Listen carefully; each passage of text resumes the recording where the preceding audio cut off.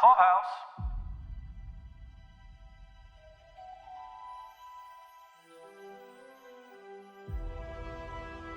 Welcome back from a galaxy far, far away to the How Uncivilized podcast. This is your host, Paul, with Mark, as usual.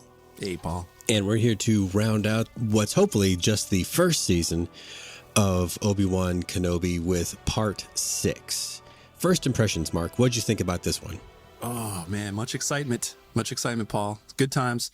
You texted me and said, if it was just this one episode, I'd be good. And I thought that was funny.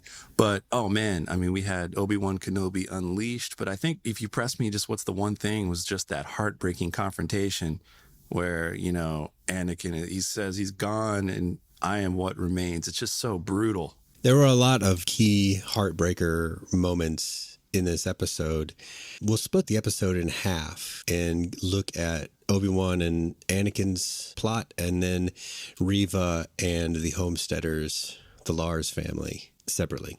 Is it bad that I didn't even really, like, Luke is in mortal danger, Luke Skywalker, and I'm like, can we get back to Vader and Anakin, or, you know, and Obi-Wan? That'd be great. Well, that's one of the central flaws of this kind of show is that the stakes for the people that we know survive is always kind of transparent.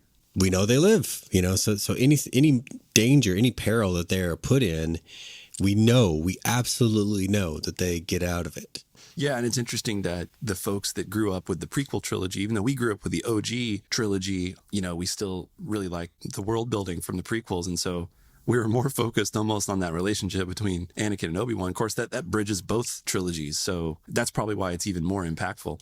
Going back to one of the comments you said earlier in the podcast about Reva bringing the hate, the way Anakin / Darth Vader goes back and forth with Obi-Wan throughout their fight, you could really tell that he definitely hates Obi-Wan.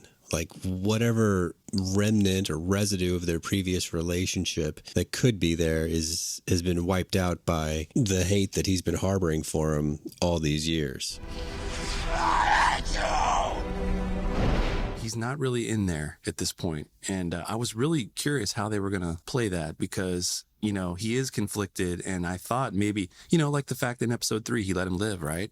Mm-hmm. Is that showing him some love there? Or was it like, you know, the colder interpretation that he wanted him at a higher standard to defeat him that way? I don't know. That's a tough one. I think he really is conflicted. And I think we saw Palpatine, which, by the way, we got to see that little cameo, That's which cool. was great. You know, he kind of dogged on him for that. It's like, oh, you have feelings for your master. I wonder if your thoughts are clear on this, Lord Vader.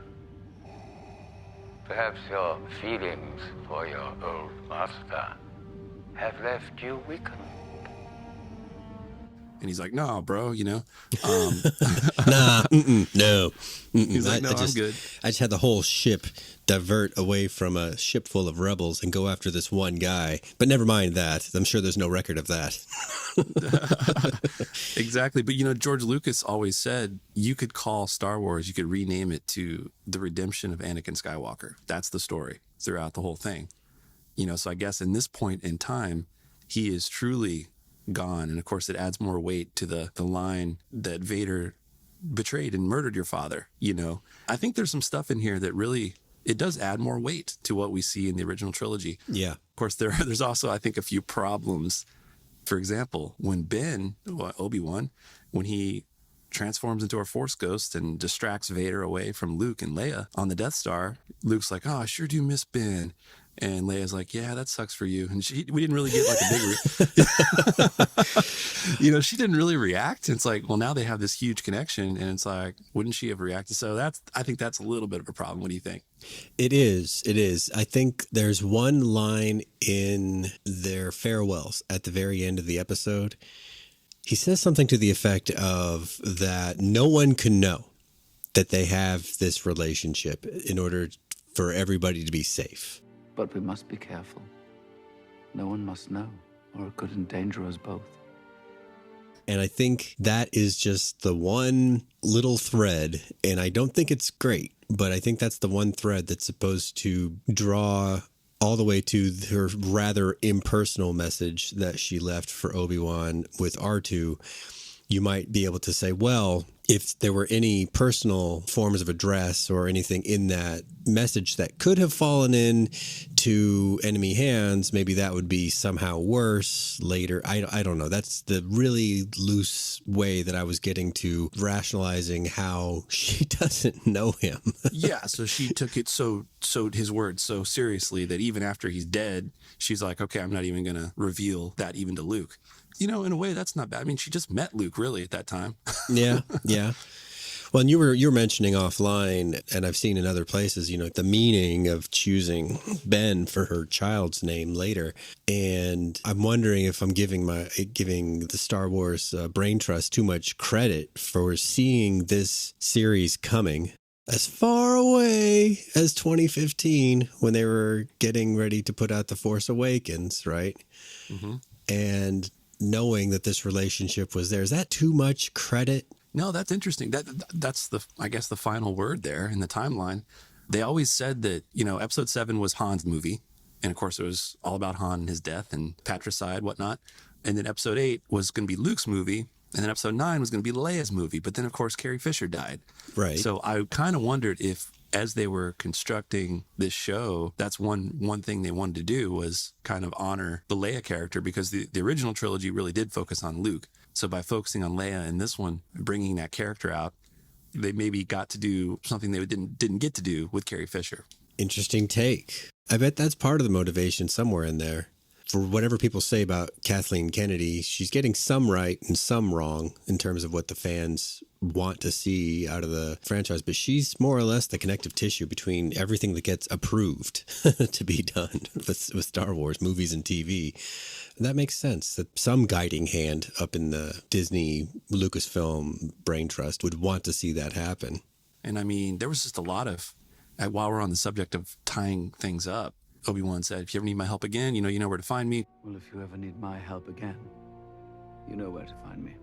Of course, we see that in episode 4. So I did think they wrapped it up really pretty nicely with a bow on it. I absolutely agree. In terms of thinking of a season 2, I don't see where they left us a ton of room to give us a very satisfying season 2.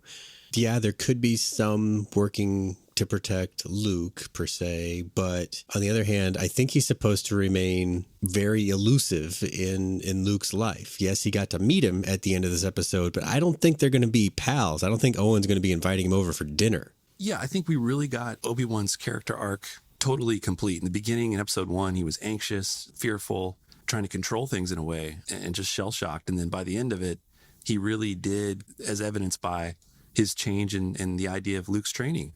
In the beginning, he said, well, he must be trained, you know? And then by the end of it, he's like, Owen, you got this. You're all he needs. He needs to be a kid. The future will take care of itself. You know, you were right. He just needs to be a boy.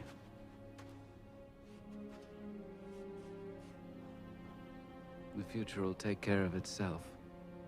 And really, I think this is what the Jedi got wrong. And this is what Qui-Gon brought to the table. With this concept of the living force and just kind of trusting in the force. I think with his attempted apology to Vader, which was so genuine and heartfelt. I mean, Ewan McGregor is just so good. I mean, just amazing performance. And then even coming clean to Leia and be like, you know, hey, look, I want to tell you about your parents. Sorry, I can't tell you more. He kind of unburdened himself with his guilt. And then he's just kind of chilled out, Alec Guinness version of Obi-Wan. And then, you know, of course, boom, we get Qui-Gon, which I'm conflicted about, I must say, because I was kind of hoping Qui-Gon's appearance would contribute to the story, be very impactful. Well, it does contribute to that concept that you just mentioned a second ago about the completeness of his arc. Yeah. So in other words, he got enlightened by his journey through this season, if you will, because, you know, almost like the Buddha achieves enlightenment. Boom. Now he can see Qui-Gon. That's an interesting interpretation they went with. And it answers one of our questions we had earlier. Had he ever made contact with Qui-Gon? The answer is no. He hadn't managed to do it yet. Yeah. Because people have said, you know, and then why didn't Qui-Gon show up, let's say, at the end of Return of the Jedi, when Luke is looking at Force Ghost Anakin and Yoda and everybody? And I guess maybe you have to have a connection with the person to be able to see them as a Force ghost. I think that kind of makes sense. And then the Sith could never see him because, I threw out the idea of Qui-Gon intervening in their fight. Mm-hmm. Yeah. And maybe that's not part of the shtick of the universe, is that, Sith can't see a Force ghost. Interesting. I don't know. I tend to think that they could, but again, kind of dogmatically, given the sorts of things that they're meant to believe in and kind of the more meditative, peaceful nature of communing with a ghost as opposed to, I don't know. I've seen where Force spirits like Exar Kun or whatever his name is would interact with people in like novels and games and things, and he was definitely a malignant Force spirit. I know that's not canon anymore. No, good point. They did that in the Clone Wars and stuff a lot too. I don't know if it was Bane or Revan. They would kind of bring him back as the original Sith, the OG Sith. The OG Sith, exactly. Which I don't know that much about. My son's reading the novels right now and telling me about it, like Bane and stuff. I'm like, oh wow, that sounds really cool. The Rule of Two and all that. Yeah. They're the ones where it started because there were Sith armies, but there was way too much infighting. There was always jockeying for control. So as long as there was a defined master and defined apprentice, then they would go and manipulate other people to do their fighting. But they found out that they only could stand to have the two Sith. Otherwise, they'd always be fighting each other. Yeah, that's genius. Whoever came up, I guess, I don't know if George came up with that, but that's really cool. I'm not sure where it came up either. Whether it was just always two there are from episode 1 kind of extrapolating out to why would there always be two, and then maybe novelists or comic writers came up with like the rationale, or maybe it was George all along. I'm not sure. Well, there's a great fight in this episode. I'm hopeful to believe that Hayden was inside that armor doing all that stunt work, because we have never really seen Darth Vader move like that. And it was kind of neat to see him moving probably to the maximum capability of someone wearing all that that armor. Yeah, I think that was confirmed, that in that last episode it was him. So cool. There were different moments in the fight, such as Vader gets the initial upper hand by capturing, or not even capturing, more like creating the high ground. Yeah, I had the same thought. He did the Hulk smash, and then, there's no high ground. Okay, fine, I'm going to create some. That's hilarious. Right. Because they didn't have to outright say it, but that totally worked. Yeah, there was so much there. I mean, and then the Obi-Wan, being unleashed. We saw in episode 5, Vader was holding a ship. So what did you think about when Vader's in a frenzy, burying him with the rocks, and he has that flashback and he thinks about the injustice going on with the Empire and flashes of Luke and Leia and how, they need him, and that gives him, that kind of fuels his Force connection and gives him motivation to, no, I've got to win. It's a terrific contrast to the kinds of imagery that feed the Sith. All the things that have ever gone wrong for them versus all the people that need you and all the people that are depending on you and all the reasons you have to stand up and fight and push the tons of granite off your face. It comes from very different places emotionally. And that speaks to the nature of the two sides of the Force. Oh, exactly. And then Vader coming off so powerful and strong and everything, and then we see, I knew the mask thing was coming. We had to have that, and once we see that and we see how pathetic Anakin is at this point, it's just a huge contrast. And then of course Obi-Wan seeking forgiveness, and then I was kind of thinking it's kind of like he had to have his Padme moment where Padme was like, you're going down a path I can't follow. And, because Obi-Wan's trying to connect with and bring Anakin out, and then there's just nothing there. We get a freaking nightmare, Michael Jackson from Thriller, version of Anakin. And once he had that moment, then he's like, okay, see you later, Darth. So had people already put together that his helmet would need to be slashed in the spot where he had that scar when he's unmasked in Return of the Jedi? I don't know about that. I know that when he fought Ahsoka on Malachor in the Sith Temple, she did the same thing. She slashed him, but it was on the other side of his face. And he had Sith eyes in that one. In this one, I was like, I wonder why he didn't have the Sith eyes. Well, he still has much learning to do. Yeah, maybe that's it. But I'm thinking this is where that scar comes from. And it also, like when I said that it doesn't leave much room for a season 2 in terms of making it as good as this one, I don't know that these two can meet again. Otherwise, it detracts from the meaning of the final fight in A New Hope. You know, if they just keep meeting and meeting and meeting, all those words, we meet again at last, all that stuff. I've been waiting for you, Obi-Wan. We meet again at last. It lessens and lessens if they just met like last summer and had a fight. You know what I mean? Yeah, I think what they might do, if we get the season 2, it might be a completely different plot line that more focuses on the rebels versus the Empire. And Obi-Wan's kind of helping behind the scenes, but yet maybe they kind of see each other from a distance. And Vader's like, blast, he's helping him again. But they don't have a direct confrontation. Yeah, if there's going to be a season 2, they're going to have to be pretty creative about how that comes to be, because as awesome as it is, they can't keep fighting each other. No, the whole thing where, last time we met, I was the learner and you were the master. All that takes less meaning if they keep fighting. Because it really works, because he really did school him this time. So that line holds up really well. The circle is now complete. When I left you, I was but the learner. Now I am the master. Yeah, we're both very invested in this property, in this show, in this movie. So we need those connective tissues to really work. In terms of prequel elements, they can't flat out contradict and break established 40-year-old lines.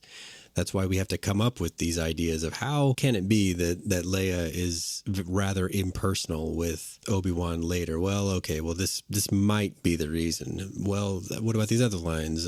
When I left you, I was a learner, but now I'm the master. All that stuff.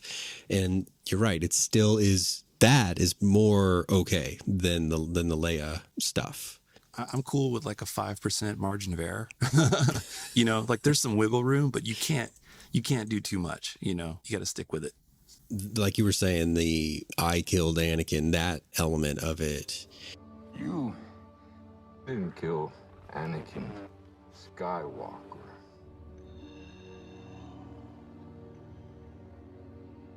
I did. Feeds right in to the certain point of view fed to Luke in A New Hope.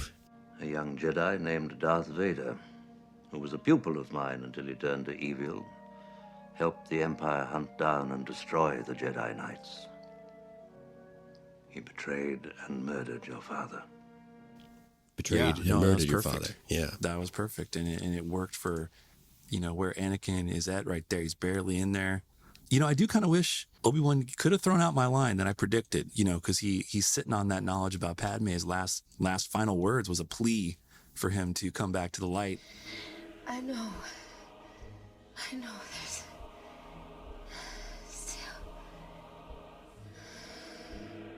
If he's trying to get through to him, that might be the best way, because that's what he's obsessed with Padme, So I thought they could have used that. I would have liked to have seen that scene. But at the same time, what we got was simple. There wasn't a whole lot of dialogue, but it was very powerful and it worked well. There isn't a whole lot more to cover with that storyline. I mean, there's a few moments narratively before he leaves Roken's ship.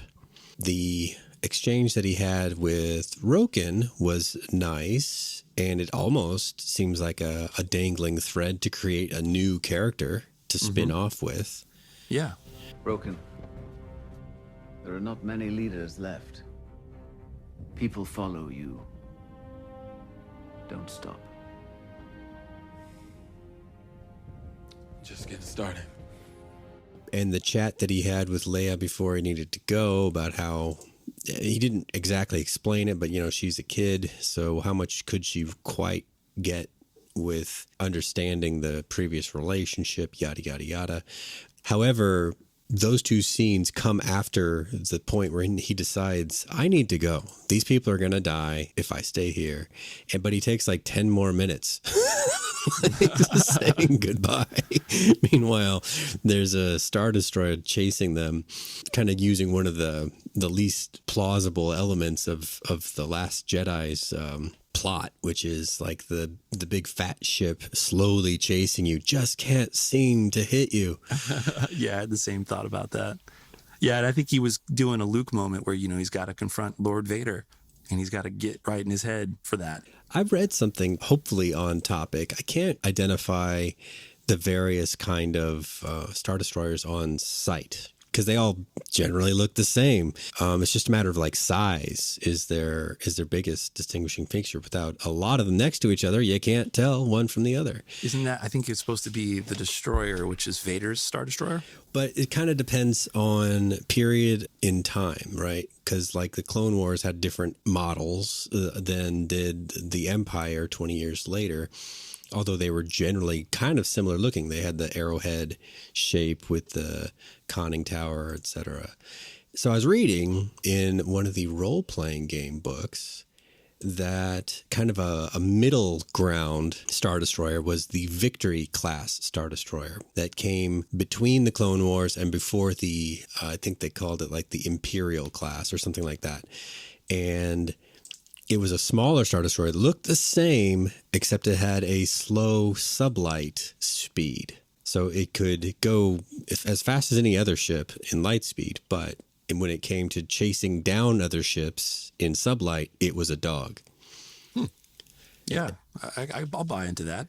So let's go with they were in a Victory class because at the time period, the Executor still had a long time to go. The Super Star Destroyer was years off. Yeah, and it was also cool to see the Lambda class T4A. Thank you very much. Nice. That Vader, yeah, we always see Palpatine and Vader shuttling around on those things. Bring my ship. Yeah.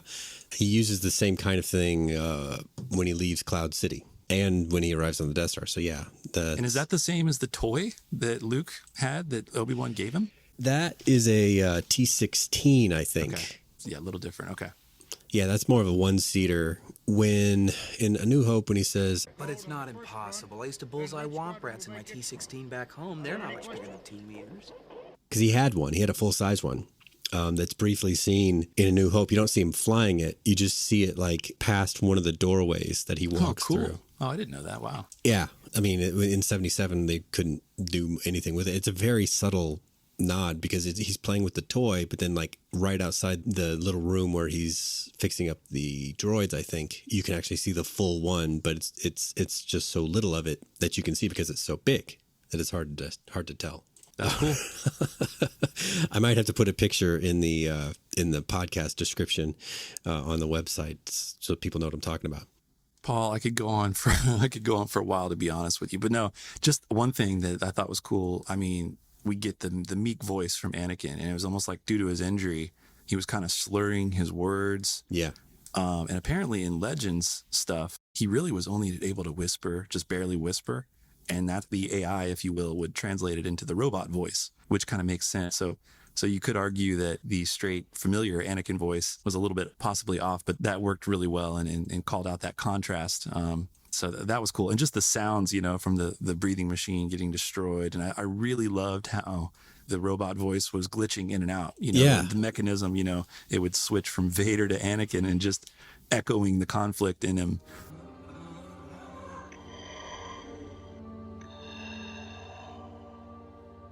I am not your failure, Obi-Wan. That was awesome. Another element of that was how a lot of people have said over the years that I've ever talked with in very deeply nerdy conversations is why don't people just attack the chest plate? That appears to have a lot of meaning, the chest plate. And Obi-Wan goes after it pretty hardcore at a certain point there, and that's when his breathing gets really screwed up. Absolutely. So question for you. So why did Obi-Wan let him live, do you think? I mean, is it because it's just not the Jedi way? Because he had been defeated. He was basically unarmed. What is your take on that?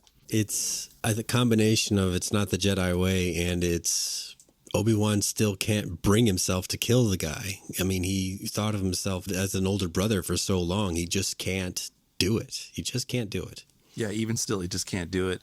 And then also, George always described Obi-Wan as the compass that the story revolves around. He's like the straight man. He is the epitome of a Jedi. So I think maybe they're just keeping him like that. He's become, my brother pointed out, he's just become like a great guy. Pretty funny. Me and my brother went to see Revenge He'd take you of the to the Sith. airport. Yeah, he'd take you to the airport. He'd take you out for your birthday, whatever. But yeah, we saw Revenge of the Sith back in the day, and we both had to pee like crazy. And it was so good. We were so invested, we couldn't do it. So we had the longest pee in the history of mankind afterwards. And they would talk about it always. The McNutt brothers peed that day. All right, well, let's scoot over to Reva and her magical appearance on Tattooine.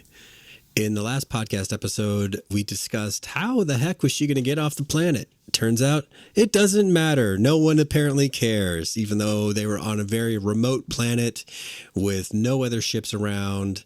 She manages to get to Tatooine before even the fight or the chase is even half concluded in space between Darth Vader and Obi-Wan. What the crap? Oh, wow. Yeah. I mean, I just went with it, but that's a good point. And also, apparently in Star Wars, a lightsaber to the gut is no biggie. No biggie, no biggie. There's like a sweet spot in your gut that apparently in your lifetime you can take at least 2. Right, at least 2. And as long as you have a sense of revenge, you're good.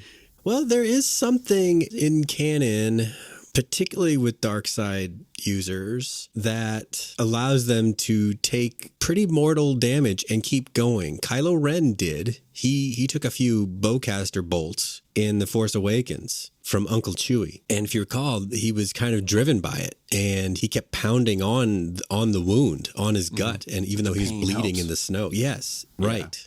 There's something sustaining about it that to the rest of us, to the light users or normal humans, we would just probably drop. But to them, the pain drives them. Yeah, Palpatine tells Vader, Padme is giving you a gift of pain. Will you accept it?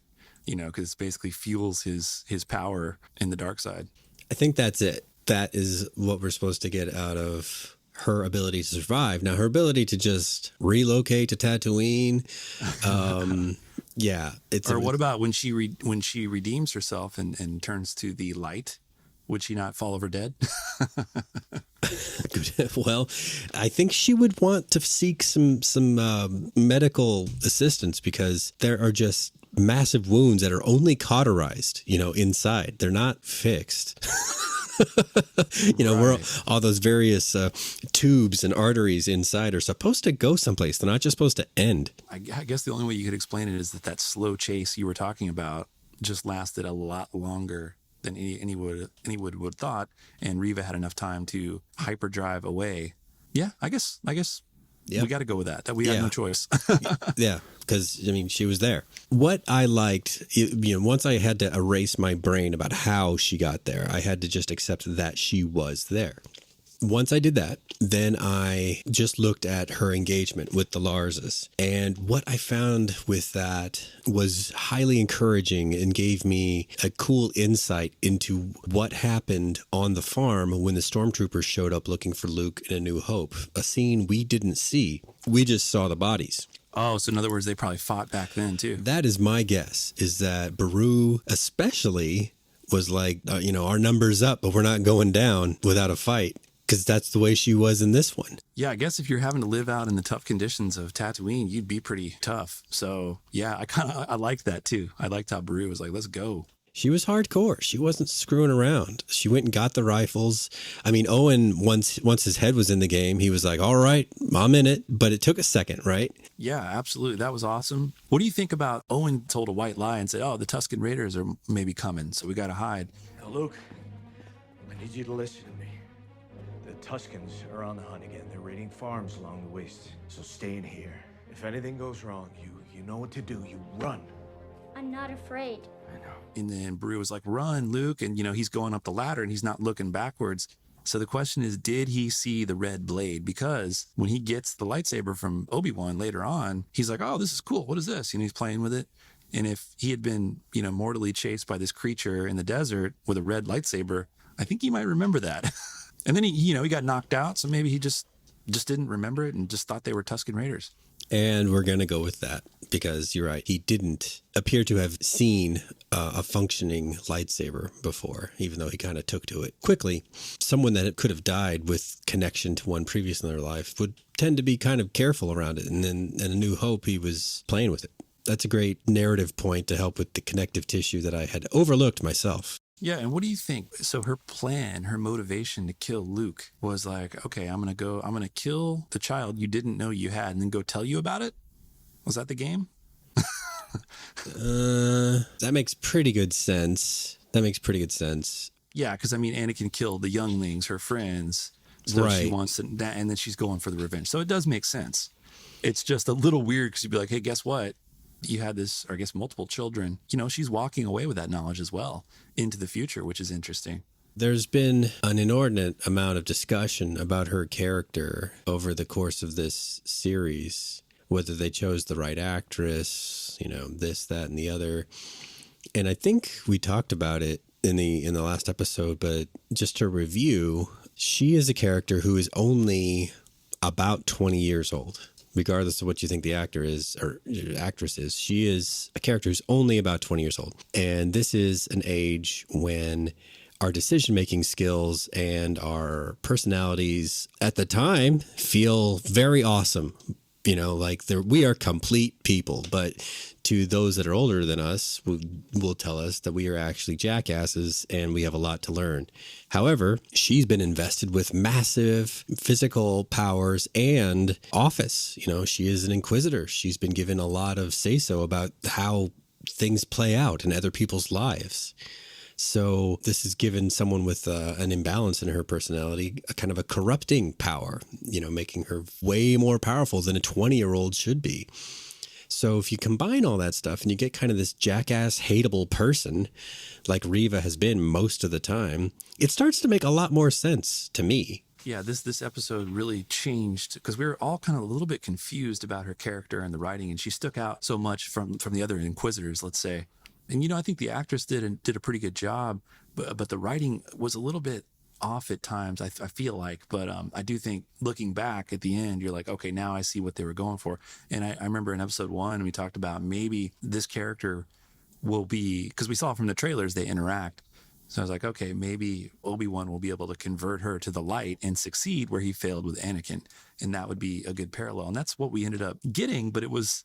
they didn't really spend that much time together, and he dropped a few lines of knowledge on her there at the end and, basically said, no, you're honoring the younglings and by not killing Luke and not, succumbing to the dark side. You haven't failed them by showing mercy. You have given them peace. You have honored them. So I liked that part of it, but it did felt a little bit quick and forced, but you kind of bought the fact, man, she just couldn't do it. Then she maybe questioned, okay, what am I doing with this whole dark side thing? If I can't do this, I can't do the whole dark side thing. I don't know. I still feel like it's something, I can't quite put my finger on it, but something didn't really work super well. But then I am curious, okay, now she's out there in the universe. How does that, maybe she just walks away from the whole game.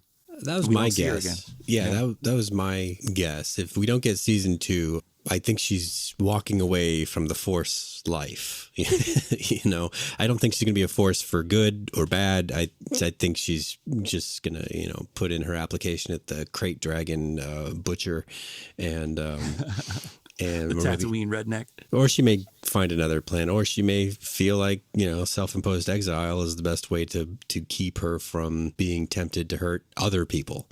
If we get season 2, I would not be surprised if we come into episode 1 and it's like, boom, she's Obi-Wan's apprentice. Well, that would be kind of something unforeseen. Interesting. Because, she'd have to be gone by the time of A New Hope. But oh, yeah, maybe that could be a thing. She's his apprentice, and then something happens. Maybe Vader ends up actually killing her. That's a doable story. As long as the focus is still on Obi-Wan. There's kind of been a criticism of some property revivals of late, where the property that's being revived is, say, Obi-Wan Kenobi or He-Man or something like that. And the actual product that people get is, 25% that character, and then other characters take up a lot more narrative space, performing like a bait and switch in some consumers' minds. I don't know if you saw the Kevin Smith He-Man revival on Netflix, but I did, yeah. But Adam and He-Man were comparatively small compared to like Teela and some of the other classic characters. I think that's why they called it Masters of the Universe rather than straight up He-Man. But still, people had that concern with this, that it had turned into the Leia show or something like that. We had to build some amount of the conflict around needing to help Leia's situation. But once Vader got his sights on Obi-Wan, then that's where everything went. All of the focus that Leia had taken up narratively went away. Like in like the previous episode, she's hiding for most of the episode. In this one, she's on a ship back to Alderaan. We don't even see it. Yeah, and whether you liked it or bought into it or not, that was Obi-Wan's motivation, along with Tala, which, inspired him to fully embrace the Force, his mojo, and fight back. It definitely felt like we went on that journey, and it worked pretty well. And they tied it up. And to your point, season 2, it's going to have to be creative. They're going to have to do something different. A couple of things I wanted to point out that a couple of friends of mine had pointed out to me, so I cannot take credit for them, was that some big brain out there has already re-edited the final Darth Vader and Obi-Wan fight back to the Duel of the Heroes, I think is what it was called. Okay, the music. Yeah, I did feel like the music was a little lackluster in the whole show. What about you? I'll send you the link to the one that's re-edited to the fight music from Revenge of the Sith. That feels right. On the other hand, I've noticed as a watcher of Star Wars media that particular theme is only used for that fight and never again and never before. Yeah, that makes it's kind of like the duel of the Fates in episode 1. They may have busted that out. No, they did bust that out a few more times, I think. I think that does thematically come up a little bit here and there, but the Duel of the Heroes, I think, stands alone. It adds a lot of weight, whenever that comes up. So you wouldn't just want to throw that around if you've decided to kind of sequester it after all these years. So it is a fan cut, but tell you what, it works.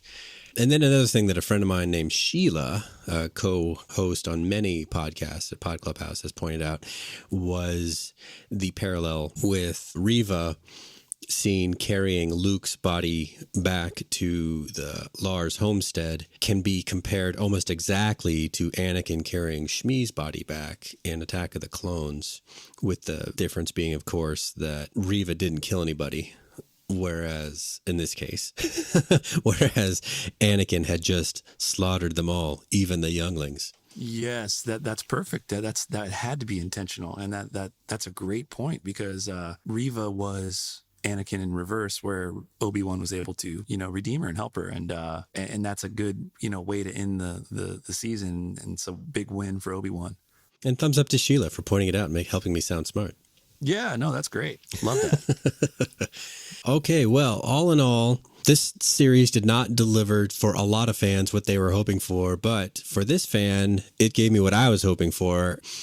Overall, visually, it's funny. Like, it looked like Star Wars. It felt like Star Wars. However, visually, it didn't have flair or like panache or like style per se to be like, this is definitely like, this feels like a unique something. Like when you watch The Mandalorian, whether it's kind of that reedy whistle music or whatever that comes through, that's like, this is definitely, I'm watching The Mandalorian.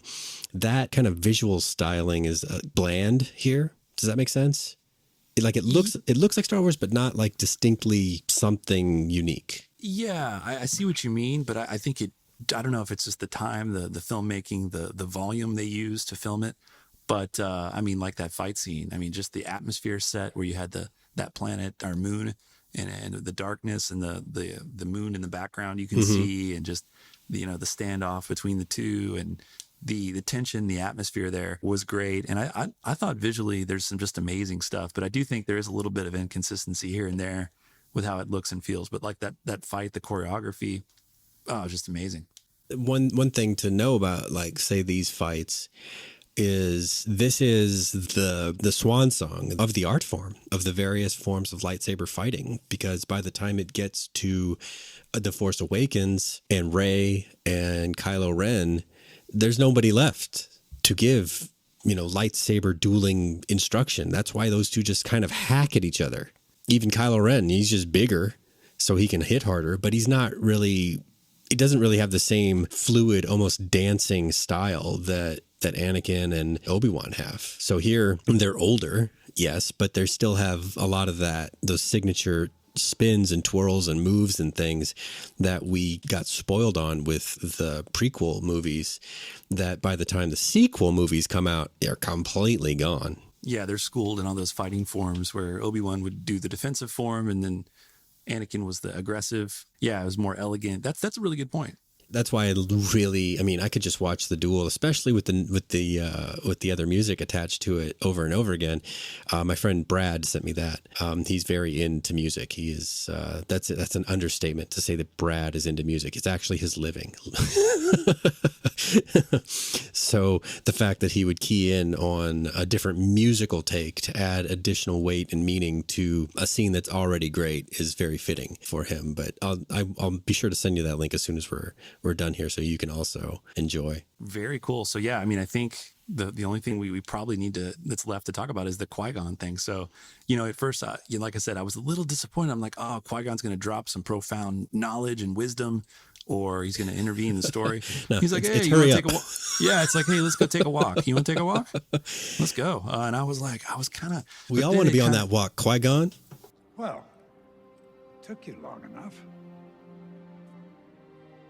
Beginning to think you'd never come. I was always here, Obi-Wan. You just were not ready to see. Come on, you've got a ways to go. Yeah, I know.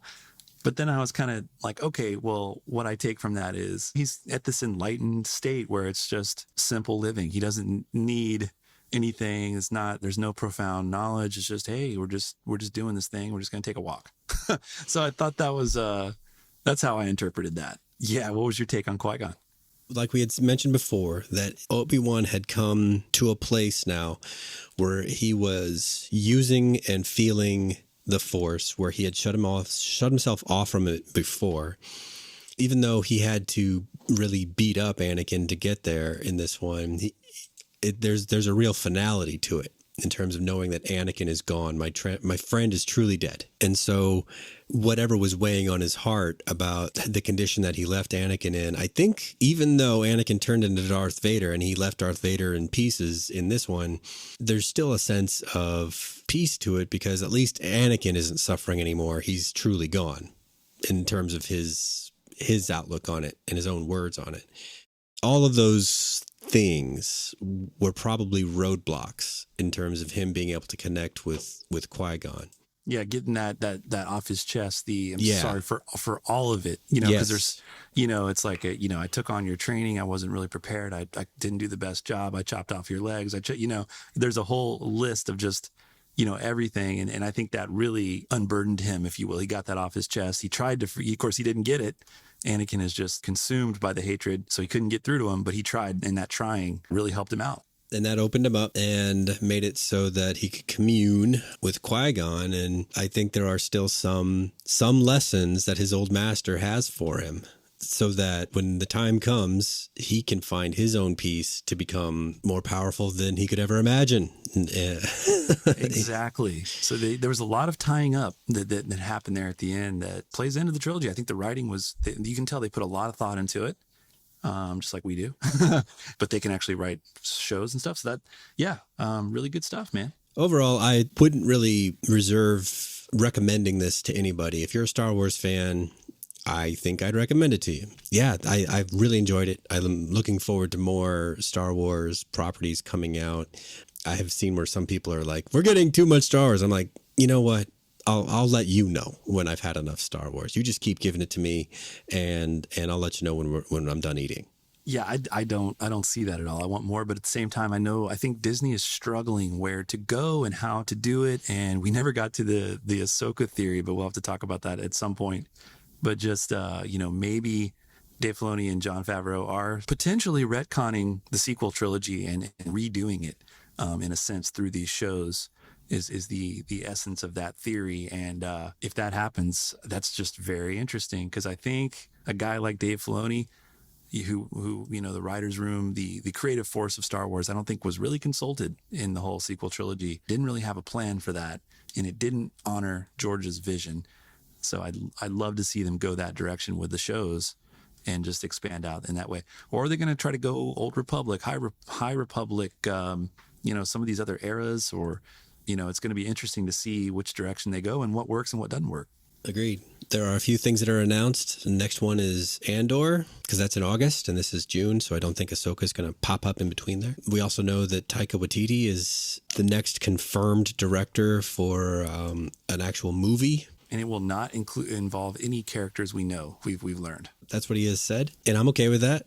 Yeah. I mean, it's got to still feel like Star Wars. It's got to have those kind of landmarks like planet names and ship types and that used universe feeling that Star Wars usually conjures up. But once you do that, I think we're okay. It's going to be very interesting to see if that works or not. Can Star Wars work without something that's known? I like the originality of just expanding the world and doing something new, so I'm pulling for them. All right, Mark. Well, I think if you're interested, we'll pick this up perhaps later in preparation for Andor as that gets ready to come out. Let's do it. I'm excited. The trailer looked awesome, and we'll see what they do. For this one, this is the end of Obi-Wan Kenobi's first season. If people wanted to find you on social media, Mark, where would they look? Jiggy Nut on Twitter. And I can be found at Paul V. Daily or at Pod Clubhouse on Twitter or at our website, podclubhouse.com.